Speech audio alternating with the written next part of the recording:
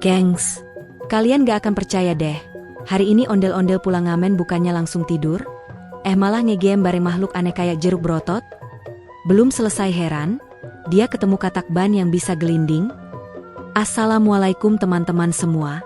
Kembali lagi di channel yang selalu bikin kalian senyum sendiri. Karena cerita ondel-ondel kita selalu absurd, unik, dan pastinya bikin ngakak.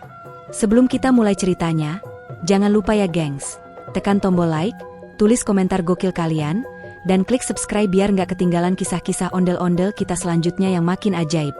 Dan seperti biasa, tulis sholawat kepada Nabi Muhammad Shallallahu Alaihi Wasallam dan keluarga beliau di kolom komentar ya, teman-teman. Jangan lupa juga tulis kalian nonton dari mana, biar kita bisa saling sapa dari Sabang sampai Merauke. Hari itu suasana kampung masih sepi, hanya terdengar kicauan burung dan suara sapu lidi dari emak-emak yang sedang bersih-bersih halaman. Di ujung jalan kampung, terlihat sosok tinggi besar dengan kepala bundar merah biru, sedang mendorong gerobak sambil sedikit bernyanyi. Ya, itu dia, ondel-ondel Cimug, si ikon kampung yang baru saja pulang ngamen keliling RT RW. Keringat mengalir di pipinya, langkahnya pelan tapi pasti, seolah tiap gerakan itu mengandung beban hidup seorang pahlawan tanpa tanda jasa, atau tanpa amplop saweran, lebih tepatnya. Dengan kostum merah biru yang sudah agak kusam karena matahari siang tadi, ondel-ondel berjalan menyusuri jalanan kecil menuju rumah. Di gerobaknya masih ada sisa-sisa bekas pentas tadi, koin receh, kerincingan, dan satu sandal jepit tak dikenal yang entah bagaimana bisa masuk ke sana. Huf, ngamen hari ini lumayan capek juga, ya, gumamnya sambil mengusap keringat. Tapi bukannya langsung pulang dan rebahan, langkah ondel-ondel malah berbelok ke arah lain, menuju gang kecil di samping lapangan bola kampung. Di sanalah berdiri sebuah bangunan kecil yang dulunya warung kelontong, tapi kini berubah jadi tempat game sederhana. Di atas pintunya ada papan kayu bertuliskan, Udin Din Deuen Game, otot no debat, ngangkat sampai keringat jadi jeruk. Tulisan itu sudah pudar, tapi semangat yang ada di dalamnya tetap membara. Begitu membuka pintu, ondel-ondel langsung disambut suara dentuman alat fitness dan aroma, entah apa, campuran antara minyak kayu putih, keringat, dan jeruk. Dan benar saja, di tengah-tengah game itu berdiri sosok aneh yang tak biasa. Tubuhnya bulat seperti jeruk, warna oranye cerah dengan pori-pori besar di kulitnya. Tapi jangan salah, tubuh jeruk ini bukan jeruk biasa. Dia berotot kekar, bicepsnya kayak dua melon digabung, dan dia memakai celana ketat motif kamuflase. Namanya Udin Dindun. Sosok aneh tapi ramah, terkenal sebagai pelatih game paling gila sekampung. Hari ini dia sedang mengangkat barbel 100 kg sambil tersenyum santai. 1, 2, 3 ayo otot, jangan malu-malu. Katanya menyemangati dirinya sendiri sambil sesekali nyemil vitamin C. Ondel-ondel yang awalnya cuma mau lewat jadi penasaran. Udin Dindun, lo kuat banget angkat gituan? Itu barbel apa 2 batang rel kereta api? Sih? Tanyanya setengah kagum setengah ngeri. Udin Dindun berhenti sejenak, menoleh, lalu tersenyum lebar. Bro, lo datang juga akhirnya. Udah saatnya tubuh lo nggak cuma gede doang, tapi berotot. Yuk sini, kita latihan bareng. Lo bawa gerobak tiap hari, itu udah basic strength training loh, ujar si jeruk berotot itu sambil mengangguk-angguk serius. Ondel-ondel sempat ragu. Tubuhnya memang besar, tapi dia lebih banyak goyang kepala sama musik tanjidor ketimbang latihan angkat besi. Tapi dorongan semangat dari Udin Dindun terlalu membara untuk ditolak. Akhirnya, dia ganti pakaian dulu, yang tentu saja ukurannya super jumbo. Baju gymnya bertuliskan, keringetan demi sambal yang lebih nikmat. Baru dipakai aja, udah basah sendiri saking semangatnya. Latihan dimulai dengan pemanasan, jalan di tempat, angkat tangan, dan, malah nabrak kipas angin. Sorry, kipas. Gue gede, celetuk ondel-ondel sambil senyum malu. Setelah pemanasan selesai, barulah sesi serius dimulai. Udin Dindun memberikan beban kecil dulu, barbel 10 kilo. Tapi karena kepala ondel-ondel agak berat, dia sering oleng ke kanan atau ke kiri. Fokus. Ini bukan pentas lenong. Angkat, tarik napas. Buang, tahan, teriak Udin Dindun sambil mendampingi. Ondel-ondel mengangkat barbel dengan penuh perjuangan. 1, 2, 3. Aduh, tangan gue kram, Din, teriaknya. Tapi Udin Dindun tetap semangat. Itu namanya proses. Otot lo lagi tumbuh tuh. Kram itu tanda kemajuan, katanya sambil menepuk punggung ondel-ondel dengan keras sampai si ondel hampir terjengkang. Setelah 30 menit angkat barbel, mereka lanjut ke treadmill. Tapi karena kaki ondel-ondel panjang sebelah akibat sepatu nari yang udah aus sebelah, jalannya jadi agak goyang. Kayak onta nyari wifi, kata Udin Dindun sambil ngakak. Tapi dia tetap menyemangati. Ingat, nge-gym itu bukan buat keren-kerenan, tapi buat jaga stamina, biar ngamen bisa 3 RW sekaligus tanpa ngos-ngosan. Sesi terakhir adalah latihan perut. Sit up 20 kali. Tapi baru sekali, ondel-ondel udah ngeluh.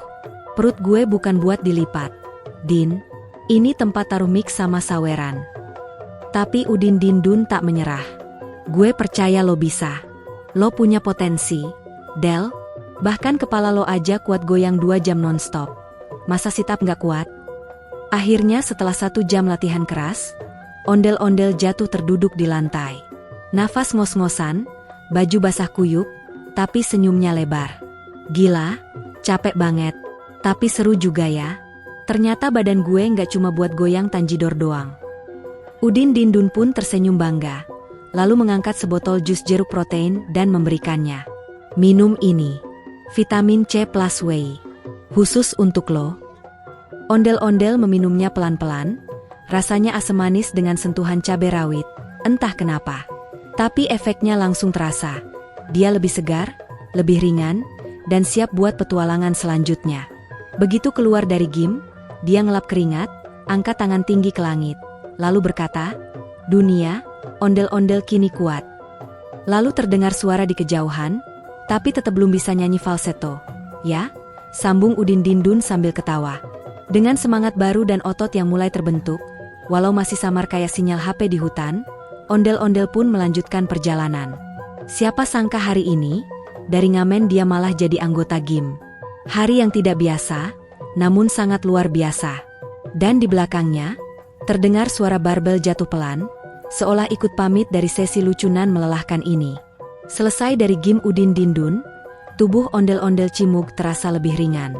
Meskipun masih ngos-ngosan, dia merasa seperti baru disuntik semangat hidup oleh jus jeruk protein. Sambil mendorong gerobaknya yang sudah jadi semacam sahabat perjalanan, Cimug menyusuri jalan setapak menuju rumahnya. Tapi alih-alih lewat jalan utama, dia malah memilih jalur pintas, melintasi sawah yang sedang hijau-hijaunya. Udara sore terasa adem, angin sepau-sepau menari-nari di antara daun padi, dan aroma lumpur sawah bercampur dengan sisa parfum gym yang masih melekat di tubuhnya. Namun, saat asyik jalan sambil nyanyi lagu, abang tukang bakso, versi tanjidor, tiba-tiba langkah ondel-ondel terhenti. Di tengah pematang sawah, ada sesuatu yang aneh. Mata besar bulat dengan bola mata mencorong, tangan mungil menggenggam ranting, dan tubuh, ya ampun, tubuhnya seperti ban truk bekas. Sosok itu sedang duduk sambil melompat-lompat pelan, kadang terguling, kadang berdiri lalu salto. Mata ondel-ondel terbelalak. Itu boneka? Atau manusia? Atau kata? Makhluk itu kemudian menoleh ke arah ondel-ondel dan tersenyum lebar. "Hoi, Bang Ondel, abis nge-gym ya? Kelihatan dari uap badan lo, kayak ketel nasi baru mateng," sapa si makhluk. Suaranya berat tapi ceria, seperti gabungan antara suara kodok dan penyiar radio malam minggu. "Aku Boneca Ambalabu." Si katak muter-muter dari dimensi ban. Lanjutnya sambil melompat dan mengguling seperti roda truk di turunan. Ondel-ondel nyengir kecut. "Ambalabu? Apaan tuh namanya? Kayak nama sabun colek buat cuci baju bareng semangka." Tapi si Ambalabu tertawa ngakak. "Bukan bang, ini nama asli dari dunia aku. Dulu aku cuma ban bekas di pinggir kali. Tapi karena keseringan kehujanan dan ketempelan kodok, aku berevolusi jadi aku. Boneca Ambalabu, sang pelompat lintas semesta." Ucapnya dengan bangga sambil mutar di udara dan mendarat sempurna seperti atlet senam olimpiade. Cimug melongo, antara kagum dan bingung. Ini pertama kalinya dia ketemu makhluk yang bisa menggelinding sambil ngomong. Apalagi bentuk tubuhnya aneh, kayak ban truk dibikin cosplay katak, lengkap dengan bintil-bintil dan kaki bebek. Boneca Ambalabu pun mendekat sambil lompat-lompat kecil, lalu duduk di sebelah ondel-ondel yang sedang meneguk air mineral dari botol bekas saus sambal. "Bang, lo tahu nggak? Gue sekarang lagi latihan buat jadi penghibur sawah. Lo tahu kan, padi juga butuh hiburan. Masa kerja tiap hari disiram doang?" Ondel-ondel tertawa. "Serius lo? Ngamen buat padi?" Ambalabu mengangguk dengan yakin. "Yoi. Tiap sore gue gelindingin diri gue sambil nyanyi lagu dangdut remix. Kadang gue juga bawain stand up komedi buat belalang-belalang yang nongkrong di daun. Hidup tuh harus seimbang, Bang. Jangan cuma kerja, tapi juga gembira." Mendengar itu, ondel-ondel jadi terinspirasi. "Bener juga ya. Selama ini gue cuma fokus cari recehan, keliling RW, pentas, ngamen, tapi lupa sama seninya hidup. Ternyata sawah pun punya sisi hiburan yang gak kalah gokil dari panggung." Dia pun duduk di pinggir pematang sawah, menonton si Ambalabu mutar-mutar sambil nyanyi lagu, "Aku Rapopo," versi Ban Kata. Tiba-tiba, seekor burung pipit lewat di atas mereka dan menjatuhkan selembar daun. Ambalabu menangkap daun itu dengan gesit lalu menjadikannya seperti skateboard. Dia gelinding sambil berdiri di atas daun itu, bikin ondel-ondel tepuk tangan dan bersorak. "Gokil lo, Balabu," serunya. Ambalabu pun melompat tinggi lalu jungkir balik dan mendarat sambil berkata, "Makanya, Bang, jangan remehkan ban bekas. Di tangan yang tepat, bisa jadi hiburan kelas internasional." Suasana sawah makin meriah. Angin bertiup kencang, bulir padi seperti menari-nari mengikuti irama suara Ambalabu yang mulai beatbox pakai mulutnya. Onomatopoeianya lucu banget, kayak pruts prats plums tums. Hingga seekor kodok asli jadi minder dan kabur. Ondel-ondel pun ikut beatbox, dan tanpa sadar, keduanya berduet ngamen dadakan di tengah sawah dengan penonton para jangkrik, capung, dan tikus sawah yang nonton dari balik jerami. Setelah puas bernyanyi dan tertawa, ondel-ondel pun pamit. "Balabu, gue harus lanjut pulang. Udah mau maghrib nih. Gue harus ulek sambal sama temen gue yang berbentuk cabe." Ambalabu mengangguk sambil gelinding balik ke tengah sawah. "Bang, jangan lupa mampir lagi. Gue latihan tiap sore. Next project gue, boneka Ambalabu terbang pakai layangan." Mereka berdua tertawa. Ondel-ondel kembali mendorong gerobaknya sambil mengingat betapa aneh tapi menyenangkannya hari ini. Dari Gimbareng Jeruk Brotot, sekarang nonton pertunjukan katak ban muter di sawah. Dunia memang penuh kejutan. Dan di saat senja mulai menutupi langit, ondel-ondel melangkah menuju rumah dengan semangat baru, perut lapar, dan ide sambal yang makin pedas. Di belakangnya, terdengar teriakan kecil, Balabu meluncur, lalu suara, brak, disusul suara tertawa Ambalabu. Mungkin dia jatuh lagi. Tapi satu hal pasti, ondel-ondel tidak akan pernah melihat sawah dengan cara yang sama lagi. Sesampainya di rumah, matahari mulai tenggelam perlahan di ufuk barat, memancarkan cahaya oranye keemasan yang membuat bayangan ondel-ondel terlihat panjang di pelataran depan. Cimug, si ondel-ondel yang hari ini sudah mengalami dua kejadian absurd, Gimbareng Jeruk Brotot dan nonton pertunjukan boneka ban katak, akhirnya bisa istirahat sejenak. Tapi belum sempat taruh gerobaknya, dari dalam dapur terdengar suara rame, "Sambel, sambel, sambalado." Ondel-ondel langsung tahu, itu suara Raja Sambalado, makhluk absurd yang wujudnya mirip cabai merah gendut yang pakai mahkota dari kulit cabai keriting. Tubuhnya berkilau merah menyala, berkeringat pedas, dan kalau dia bicara, kadang keluar asap dari mulutnya, entah karena semangat atau karena terlalu pedas. "Cimug, cepet ke dapur. Ulekannya udah dipanaskan," seru si Raja Sambalado. Cimug buru-buru masuk dapur, dan benar saja, dia melihat ulekan batu besar sudah siap, cabai-cabai rawit warna-warni berjejer, bawang merah dan putih udah dikupas, dan tomat dadu sudah tersenyum malu. Di tengah meja dapur berdiri Raja Sambalado, membawa sendok kayu raksasa seperti tongkat kerajaan. "Hari ini kita bikin sambal spesial. Sambal meledak buka puasa," ucapnya dengan suara berapi-api. "Wah mantap, Pak Raja. Buka puasa tinggal sebentar lagi," kata Cimug sambil membuka ikat kepala dan mengencangkan sabuk pinggang, siap ikut mengulek. Tak lama kemudian muncullah teman seti mereka yang juga tak kalah absurd. Teh Patipum, makhluk berwujud gelas teh besar, berwarna coklat pekat, dengan sedotan warna-warni di punggungnya. Dia masuk ke dapur sambil bersiul lagu, "Ramadan datang," dan membawa kurma dalam nampan daun pisang. "Gue udah siapin takjil, guys," kata Teh Patipum ceria. "Kurma ada, lontong ada, gorengan pakai bihun juga ada. Tapi sambelnya harus legendaris. Makanya kita gabungin kekuatan." Dan dimulailah aksi dapur paling heboh seantero kompleks. Cimug mulai mengulek cabai merah, disusul dengan cabai rawit hijau oleh Raja Sambalado yang sambil menari samba. Katanya itu bikin rasa sambal lebih hidup. Teh Patipum memimpin Chan semangat. "Ulek, ulek, ulek sambal sampai meletus." Sambil menyemprotkan uap teh hangat biar suasana makin nikmat. Ulek demi ulek, sambal makin halus. Bawang-bawangan diaduk seperti DJ yang sedang ngeremix, dan tomat digerus perlahan-lahan seperti proses meditasi. Cimug sampai nangis bombay, tapi bukan karena galau, karena bawang. "Aduh, mataku perih, tapi hati ini terharu," kata Cimug sambil terus mengulek dengan penuh dedikasi. Tak lama kemudian, suara adzan maghrib pun berkumandang. Mereka bertiga langsung bersorak. "Buka puasa!" teriak mereka bersamaan. Cimug menata takjil di atas meja kayu bundar. Kurma, gorengan tempe, tahu isi, lontong, dan sambal super spesial hasil kerjasama absurd antara makhluk cabe, teh, dan boneka ondel-ondel. "Bismillah," kata Cimug. Dia ambil satu lontong, celupkan ke sambal, lalu hap. "Ah, ah." Pedesnya sampai menggetarkan hati. Teriaknya sambil lompat-lompat. Tapi di balik rasa pedas yang bikin telinga berdenging, ada rasa bahagia yang menyatu di lidah. Perpaduan tomat, cabai rawit, dan bawang yang dimasak dengan semangat kekeluargaan.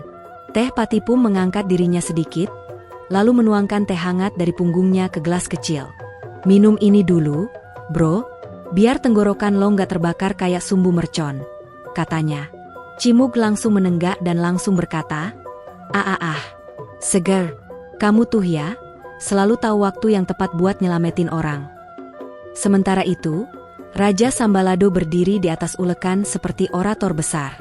"Wahai para penghuni dapur, hari ini kita bukan cuma bikin sambal, kita bikin kenangan," katanya sambil menunjuk ke langit-langit dapur. Lampu dapur berkedip, entah karena sambalnya terlalu kuat atau listriknya kelebihan beban. Mereka bertiga akhirnya buka puasa bareng dalam suasana yang penuh tawa, peluh, dan peluh cabe. Ondel-ondel Cimug merasa hidupnya makin seru hari ini. Dimulai dari olahraga bareng jeruk brotot, nonton pertunjukan ban kata gelinding, sampai masak sambal legendaris bareng cabai raja dan teh sakti.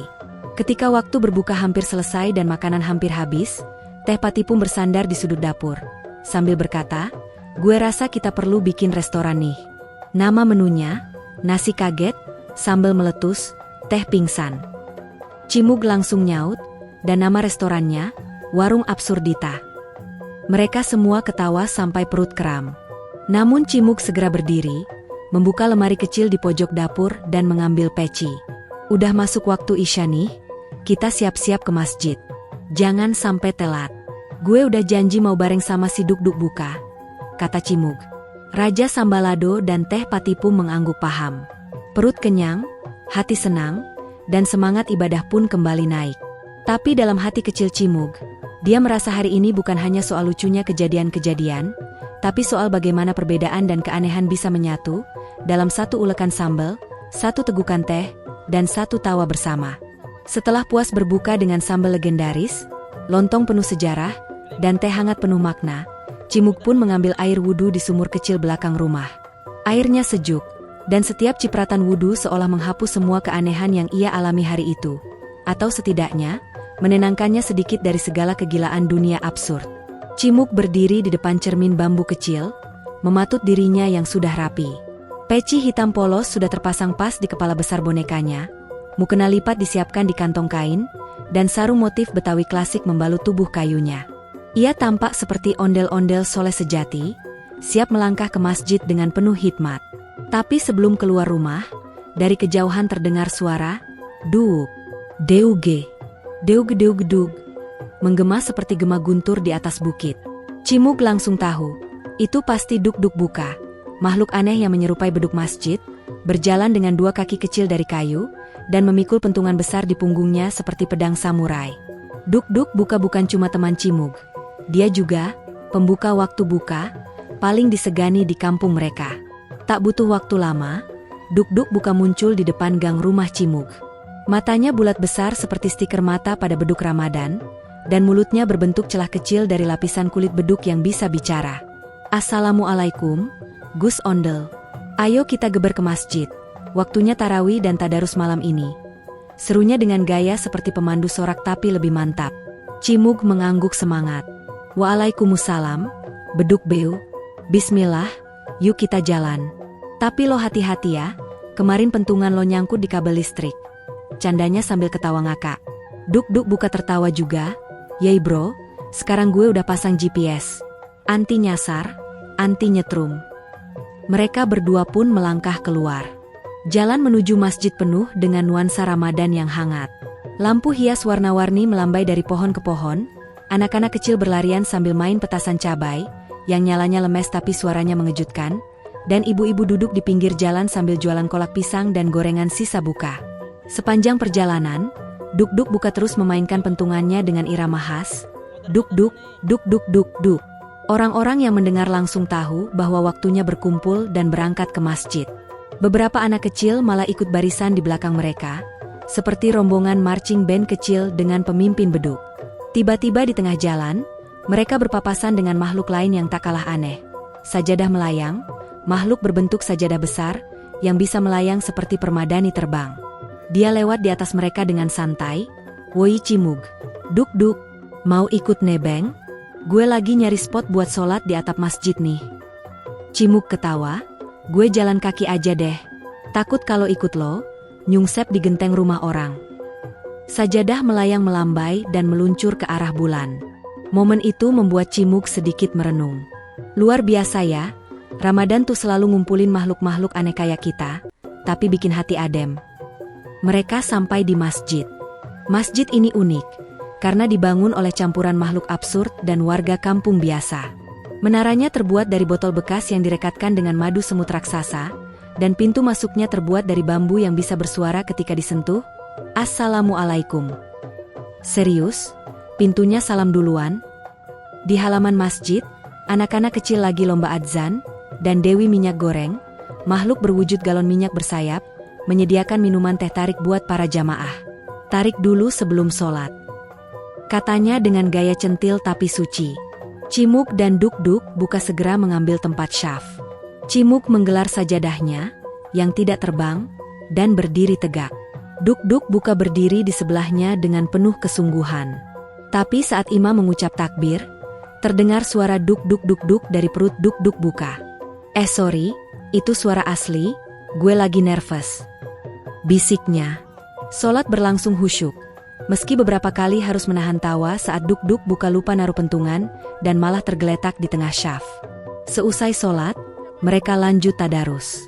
Cimug membaca Al-Quran dengan suara rendah, sementara Duk-Duk Buka ikut menyimak sambil memukul beat lembut di paha kayunya, seperti beatbox Islami.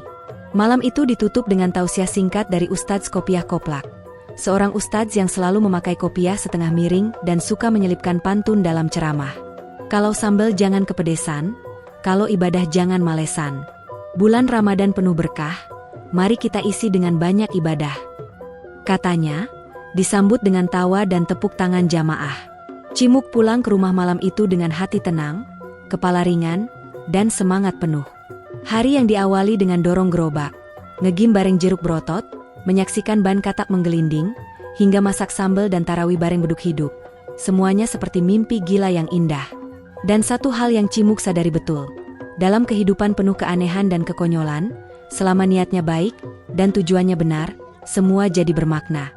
Bahkan, di tengah dunia absurd, Ramadan tetap suci. Malam itu udara terasa lebih tenang dari biasanya. Angin lembut berhembus dari arah sawah, membawa aroma rumputan basah yang berpadu dengan bau tanah, seperti parfum alami penyejuk hati. Cimug duduk di beranda rumahnya, memandangi langit penuh bintang sambil minum teh hangat buatan Teh Patipum yang tadi disimpan di termos kecil. Sesekali ia menghela napas panjang, membiarkan momen itu meresap perlahan. Hari ini benar-benar bukan hari biasa, dan dalam keanehan itu, ia justru merasa luar biasa. Di sebelahnya, Duk-Duk Buka ikut duduk bersila, pentungan besar diletakkan di pangkuannya. Ia terlihat lelah tapi bahagia. Gila ya, Gus Ondel, hari ini kita udah kayak lewat 5 dimensi, katanya sambil nyender ke tiang bambu rumah Cimug. Mulai dari dorong gerobak sambil ngamen, ketemu jeruk ngegim, terus ngeliat ban katak muter-muter di sawah, sampai buka bareng cabe hidup dan sholat bareng beduk, gila sih. Cimug tersenyum, matanya menyipit melihat cahaya bulan yang mulai naik tinggi. Tapi seru kan? Balasnya pelan. Kadang hal-hal aneh kayak gini justru ngingetin kita buat bersyukur. Hidup gak selalu harus masuk akal, tapi harus bikin kita makin dekat sama kebaikan. Ia lalu mengambil segenggam kacang rebus dari toples dan mengunyahnya dengan santai. Tiba-tiba dari kejauhan terdengar suara Ambalabu, si boneka katak ban yang tadi mereka temui di sawah. Suaranya memanggil, "Cimug, duk-duk, besok kita latihan senam bareng di lapangan ya. Aku udah bikin gerakan baru, lompat ban menggelinding spiral." Suara itu semakin mengecil seiring angin malam membawanya pergi. Cimug hanya mengangkat alis, lalu tertawa kecil. Si Ambalabu emang gak bisa diam. Dari dalam rumah, suara Raja Sambalado juga terdengar samar-samar. "Besok pagi mendoan ronde kedua, jangan lupa cabai rawit disiapin," teriaknya. Disusul suara Teh Patipum, "Jangan lupa, besok sahur harus bangun. Jangan sampai ketinggalan, nanti kamu puasa cuma dapat hausnya doang." Kehidupan malam ondel-ondel Cimug memang gak pernah sepi dari makhluk-makhluk unik dan penuh kejutan. Tapi di balik semua keanehan itu, Cimug belajar bahwa kebersamaan, tawa, dan niat baik adalah kunci dari semua momen berharga. Meskipun teman-temannya tidak berasal dari dunia biasa, ada yang berwujud jeruk berotot, beduk jalan, ban katak, teh bersuara, sampai cabai hidup, mereka semua punya satu hal yang sama, hati yang tulus. Jam dinding bambu berdentang pelan, menunjukkan waktu sudah mendekati tengah malam. Cimug berdiri, menggulung sarungnya, lalu masuk ke dalam rumah. Sebelum tidur, ia sempat menulis catatan di buku harian kecilnya yang terbuat dari kulit rambutan. "Hari ini aku gak ngerti apa yang sebenarnya terjadi. Tapi aku tahu satu hal, hidup ini seru kalau dijalani dengan ikhlas dan ditemani orang-orang yang unik, walau absurd. Dan Ramadan ini, aku rasa bakal jadi Ramadan paling gak masuk akal, tapi paling aku kenang seumur hidup." Lalu, ia menutup buku harian itu dengan senyum. Dari luar jendela, bulan tampak tersenyum juga, seakan berkata, "Sampai jumpa di mimpi, Cimug, mimpi yang mungkin lebih gila dari kenyataanmu." Malam pun larut. Angin berhenti sebentar.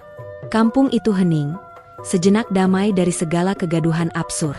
Tapi semua orang tahu, esok pasti akan kembali ramai. Karena selama Cimug dan kawan-kawannya masih tinggal di sana, keanehan adalah bagian dari kehidupan. Dan begitulah, kisah hari ini ditutup dengan pelan, seperti teh yang mulai dingin di gelas Teh Patipum. Tapi siapa tahu, mungkin besok mereka akan bangun dan menemukan ondel-ondel yang jadi astronot, atau genteng rumah yang bisa ngobrol. Yang pasti, Cimug akan selalu siap. Karena hidup bukan soal masuk akal, tapi soal hati yang selalu terbuka untuk cerita baru, seaneh apapun itu. Nah teman-teman, itu dia kisah absurd tapi super lucu dari ondel-ondel hari ini. Semoga bisa bikin kalian ketawa sambil ngabuburit atau sebelum tidur. Jangan lupa ya, like, komen, dan subscribe channel ini, dan tulis sholawat serta asal daerah kalian di kolom komentar. Sampai ketemu lagi di cerita ondel-ondel selanjutnya yang lebih kocak dan penuh warna. Wassalamualaikum warahmatullahi wabarakatuh.